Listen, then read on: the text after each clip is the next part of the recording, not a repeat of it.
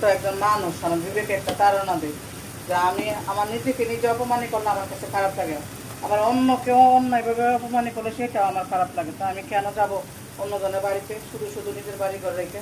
কোন জিনিসের অভাব আছে যাইতেইব, আমি যাবো না। দেখি আমার কি হয়, কিছু বলতে পারবো? এত বড় বড় ঝামেলা হয়ে যেতেছে, কিছু বলতে পারে না, আর আমি যাই না দিলে জন্য আমার কি বলবো? এত অধিকার কে দিচ্ছে? আমার আমার লাইফ আমি ইয়ে করবো, ওইটা আমার ব্যক্তিগত ব্যাপার, অন্যের কথায় আমি চলবো না। আজকে মগজ রান্না করতেছি, দেখেন কথা বলতেছি না, মন্দির বানানো। আজকে তো বেশি ভাঙ্গি নেই, আর জলও বেশি একটা দিব না, দিব শুকাইয়া সমান সমান হয়ে গেল।